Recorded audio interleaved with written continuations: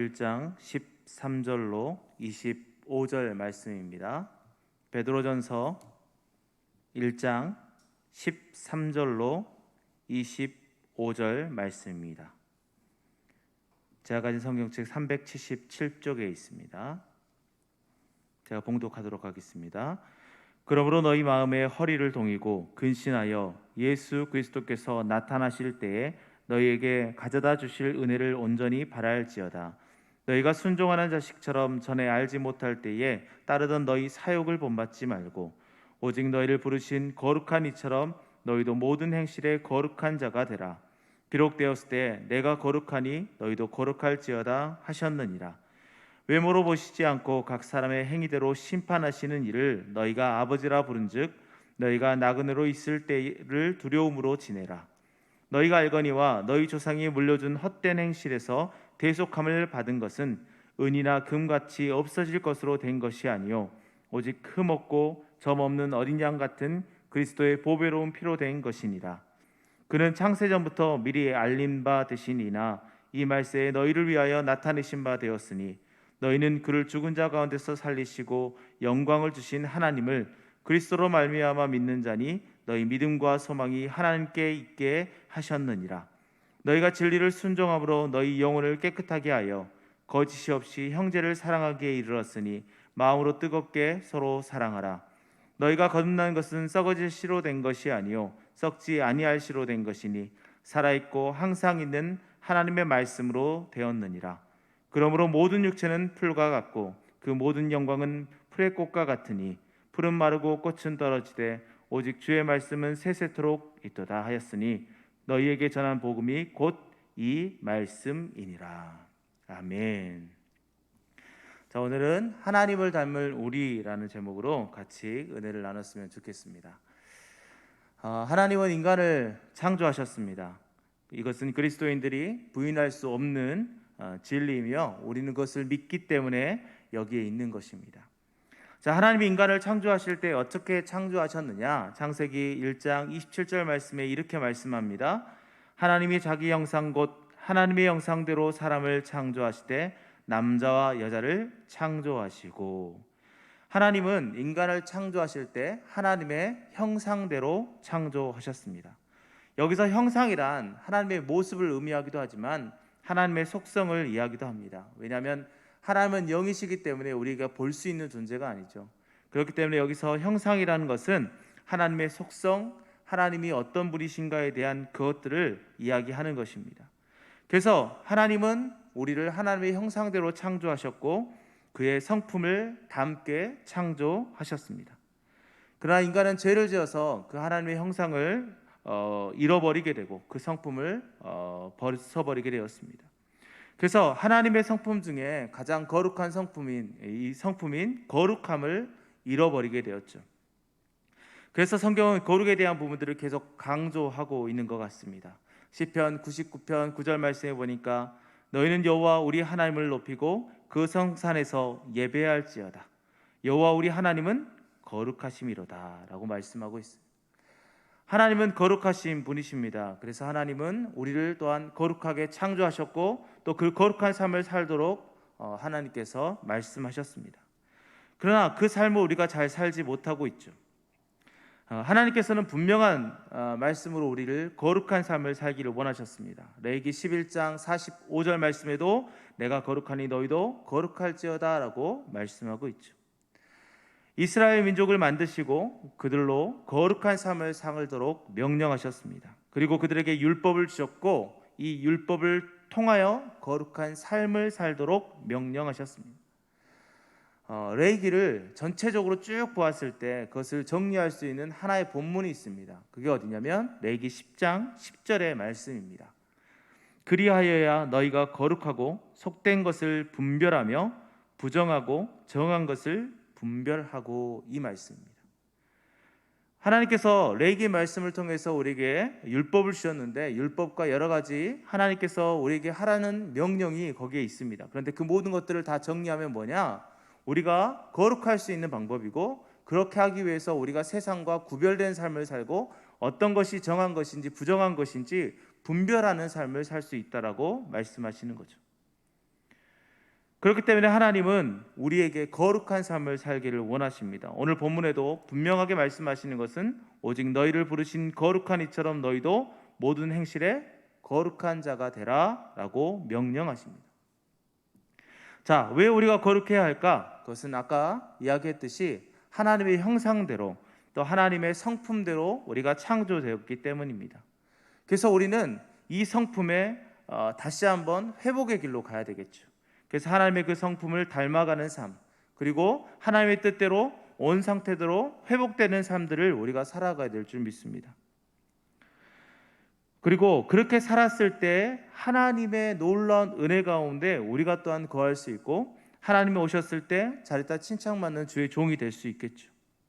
그렇다면 우리는 하나님의 형상을 닮은 사람으로서 이 거룩성을 유지하고 거룩해져야 되는데, 거룩해지기 위해서는 우리가 어떻게 해야 될까라는 거죠.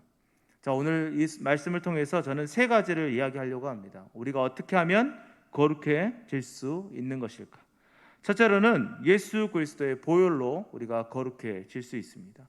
오늘 본문 19절 말씀에 보니까 오직 흠없고 점없는 어린 양 같은 그리스도의 보배로운 피로 된 것이다 라고 얘기하고 있습니다. 자, 우리는 우리 스스로 거룩해질 수 있다라고 착각하기도 합니다. 우리가 행실을 잘하면 거룩해질 수 있고, 또 우리가 어떤 하나님께서 명령하신 것 그 한 가지만 잘 지키면 또 거룩해질 수 있다라고 생각하죠. 그러나 우리 스스로는 거룩해질 수가 없습니다. 왜냐하면 우리는 죄성을 가지고 있기 때문이죠.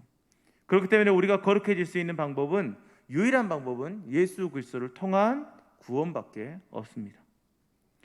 오직 흠없고 죄 없으신 예수 그리스도만이 우리의 죄를 깨끗하게 하실 수 있고 우리를 거룩하게 하실 수 있는 것이죠. 그래서 우리가 늘 부르짖는 것은 구주 예수 그 보혈을 의지하여 주님 앞에 나간다라고 고백하는 것입니다. 사랑하는 성도 여러분, 이것이 우리에게 중요합니다. 우리의 능력으로 거룩해진다라고 착각하지 마시고 오직 예수 그리스도의 그 보혈을 의지하며 나아가십시오. 이것은 두 가지를 의미합니다. 첫째는 예수 그리스도를 믿음으로 우리가 이 예수 그리스도의 보혈을 의지하여 하나님의 자녀가 되는 권세가 우리에게 주어지는 것이고, 두 번째는 우리가 그 자녀로서 매 순간 짓는 죄악들을 예수 그리스도의 그 보혈의 피를 의지하여 회개하며 나아가야 된다는 뜻입니다. 그래서 우리 모두는 예수 그리스도의 보혈을 의지해서 거룩함으로 나아가고, 또 부정했을 때는 다시 한번 주님 앞에 나아가서 그 거룩함으로 나아가야 된다는 뜻입니다. 그래서 우리는 어떻게 하면 거룩해질 수 있냐? 바로 예수 그리스도의 보혈로 거룩해질 수 있다는 것을 분명히 기억해야 됩니다.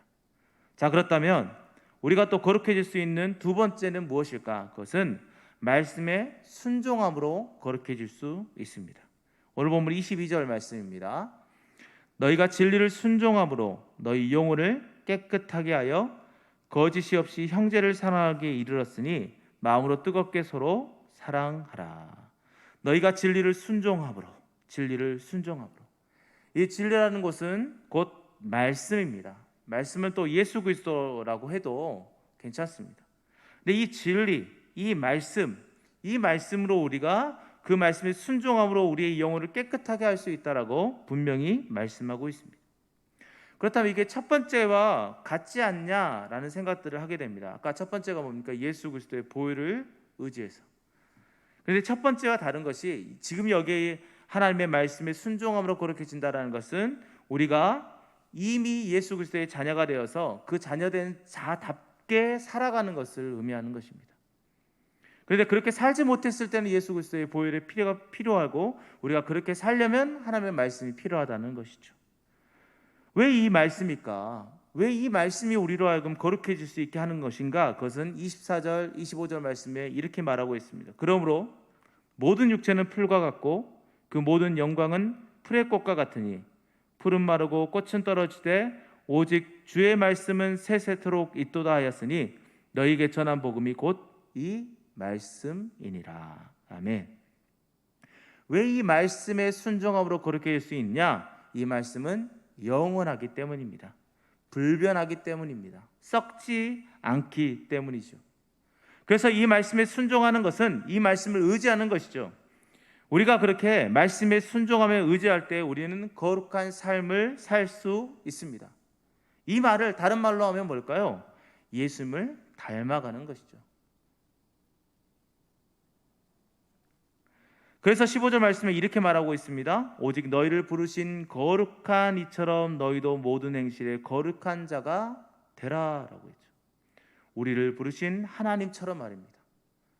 예수 그리스도가 누구십니까? 바로 하나님이시죠. 하나님과 한 분, 하나이신 분. 요한복음 10장 30절 말씀에 나와 아버지는 하나라고 예수 그리스도께서 천명하셨습니다. 예수님이 곧 하나님이시기에 우리는 우리에게 보여주시는 그 예수 그리스도의 그 삶을 따라가면서 살아가야 됩니다. 그런데 그 삶이 어디에 기록되어 있습니까? 바로 말씀에 기록되어 있죠. 그래서 그 말씀을 통해서 예수 그리스도가 어떤 삶을 살았는지 우리가 보고 또 예수 그리스도를 어떻게 표현하고 있는지 보면서 그 삶대로 우리가 살아가는 것입니다. 그렇게 살아갈 때 하나님을 발견하고 하나님의 뜻대로 살아가며 하나님이 원하시는 그 거룩한 삶을 밟아갈 수 있는 것이죠. 그래서 우리는 늘 어떤 행실을 하기 전에 꼭 이것부터 생각했으면 좋겠습니다. 그게 뭐냐? 예수님이라면 어떻게 하셨을까? 예수님이라면 어떻게 하셨을까? 이 질문을 통해 우리는 삶을 먼저 행하기 이전에 예수님이 어떤 입장을 가지고 어떻게 생각하고 어떻게 결정하고 어떻게 나아갔을 것인가 먼저 묵상하며 나가는 삶이 우리에게 필요합니다. 그럴 때 우리의 삶이 거룩한 삶이 될 수 있는 것이죠. 사랑하는 성도 여러분, 우리는 이 질문을 꼭 합시다. 어떤 일을 할 때 예수님이라면 어떻게 하셨을까? 그리고 그 예수님의 그 삶이 나의 마음속에 그려진다면, 그 말씀을 통해서 그 삶이 보여진다면 그 삶대로 순종하며 살아가는 저희 모두가 되길 소원합니다. 마지막으로 우리가 거룩해지기 위해서 세 번째는 무엇이냐? 그것은 섬김의 자세로 나아감으로 거룩해질 수 있다는 것이죠. 오늘 보면 13절 말씀입니다. 그러므로 너희 마음의 허리를 동이고 근신하여 예수 그리스도께서 나타나실 때에 너에게 가져다 주실 은혜를 온전히 바랄지어다. 아멘. 자, 허리를 동인다. 허리를 동인다. 이게 어떤 자세냐? 바로 종이 취할 자세입니다. 누가복음 12장 35절 말씀에 허리에 띠를 띠고 등불을 켜고 서 있으라라는 말에 이 허리에 띠를 띠고, 이게 방금 우리가 했던 너희 마음의 허리를 동이고라는 말과 비슷한 말입니다. 그래서 허리에 띠를 띈다는 것은 우리가 일을 할 때 어떻습니까? 일을 쭈그려 앉을 때 우리가 옷을 움켜쥐며 위로 올리는 것처럼 그 허리에 띠를 띠는 것입니다. 어떤 하나님의 명령에 순종하며 나아갈 때 그 출발점에 섰을 때 행동이고, 또 우리가 종이 주인에게 행할 때 하는 모션입니다. 그래서 이것은 무엇을 의미하냐? 하나님 앞에서 우리가 어떤 삶을 살아야 된다? 바로 종의 삶을 살아야 된다는 것을 의미하고 있죠. 종은 어떤 삶을 삽니까? 주인이 말하는 것에 무조건 섬깁니다. 사랑하는 성도 여러분, 거룩해지기 위해서 우리가 해야 되는 것은 주님 앞에 먼저 섬김의 자세로 나아가고 세상 가운데로 섬김의 자세로 나아가야 한다는 것입니다. 두 번째 말씀했던 예수님이라면 어떻게 하셨을까라고 생각했던 그 모습과 비슷한 것 같아요. 왜? 예수님도 섬기러 이 땅에 오셨기 때문이죠. 마가복음 10장 45절 말씀에 인자가 온 것은 섬김을 받으려 함이 아니라 도리어 섬기려 하고 자기 목숨을 많은 사람의 대속물로 주려 함이다라고 말씀하고 있습니다. 자, 섬김은 예수님처럼 하는 겁니다. 예수님도 이 땅에 오셨을 때 섬기러 오셨고 우리도 또한 섬김의 자세로 나아가야 되는 거죠. 그럴 때 우리가 세상 가운데서 거룩한 삶을 살아낼 수 있는 것입니다. 이제 말씀을 정리해 봅니다. 우리는 하나님의 형상대로 창조된 창조물입니다. 그래서 하나님의 성품을 닮았죠. 그 성품이 어떤 성품입니까? 바로 거룩성입니다. 거룩함. 그러나 우리는 죄로 인해서 그 형상을 잃어버렸죠. 그러나 하나님께서 원하시는 건 뭡니까? 그 거룩한 삶을 살아내는 거죠. 그렇게 하기 위해서 우리는 무엇이 필요합니까? 바로 예수 그리스도의 보혈이 필요하죠. 그리고 그 말씀에 순종하는 것이 필요하고 종의 모습처럼 섬김의 자세가 우리에게 필요할 줄 믿습니다. 그럴 때 우리는 거룩한 삶을 살 수 있죠. 자, 그렇다면 베드로전서에 나와 있던 이 상황을 우리가 다시 한번 돌아봅시다. 베드로전서, 이 베드로 사도는 많은 사람들에게 이 편지를 쓰면서 그 상황 가운데 있는, 어떤 상황입니까? 박해를 받고 많은 사람들이 죽음의 위기 속에 있는 그 상황 속에 있는 사람들에게 썼습니다. 그리고 자신은 바벨론, 바로 자기가 있는 로마를 의미하고 있죠. 그 로마에 있을 때 많은 사람들에게 편지를 쓰면서 야, 너희 죽음의 위기 속에서 너희들이 세상 가운데 거룩함을 드러내라 라고 얘기하고 있는 것입니다. 그런데 이 거룩성이 무엇입니까? 거룩함이 무엇입니까? 세상과 구별된 삶을 의미하는 거죠. 지금 이 땅에는 지금 우리나라도 그렇고 세계의 많은 나라들이 기독교 가운데 많은 구별된 삶을 살기를 원하고 있습니다. 그러나 그 구별된 삶을 살지 못해서 기독교가 되고 많은 지탄을 받고 있는 것입니다. 그러나 중요한 것은 우리가 세상과 구별된 삶을 온전히 살아낼 때에 우리의 그 거룩함이 드러나게 되고 그 거룩함을 통해서 우리를 통해 하나님의 형상이 드러나게 되는 것입니다. 그럴 때 많은 사람들은 그 모습을 보며 하나님께 돌아올 줄 믿습니다. 사랑하는 성도 여러분, 하나님은 우리에게 분명하게 요구하시는 거 뭐냐? 거룩해라라는 거예요. 거룩한 삶을 살아내라는 거죠. 그것은 무엇을 의미합니까? 너희가 이 땅에서 살 때에 이 땅과는 구별된 삶을 살아라 라고 말씀하시는 겁니다. 어떻게 그것을 행할 수 있습니까? 그것은 이 땅에 소망을 두고 살아가는 것이 아니라 저 천국에 소망을 두고 살아갈 때 할 수 있는 것입니다. 왜냐하면 이 땅에 소망을 품고 살아간다면 우리는 이 땅에서 잘 먹고 잘 살아야 되거든요. 그렇게 된다면 세상 가운데 구별된 삶을 살아갈 수 없습니다. 세상 가운데 구별된 삶을 살기 위해서는 우리가 이 땅의 소망을 품는 것이 아니라 하나님의 그 나라, 하나님의 그 땅, 하나님이 우리와 함께 거하시는 그곳을 소망하며 살아가야 될 줄 믿습니다. 우리는요, 하나님을 닮은 사람들입니다. 그리고 저 천국 시민권을 가지고 있는 사람들이죠. 그렇기 때문에 우리는 하나님의 형상을 회복해서 하나님과 함께 거하는 그 순간까지, 하나님을 만나는 그 순간까지, 물론 우리 안에 계시지만 우리가 죽음 이후에 또 예수님의 재림 이후에 하나님과 살아갈 그 소망을 품고 살아갈 때에 우리가 세상 가운데 구별된 삶을 살고 거룩한 삶을 살 수 있는 것입니다.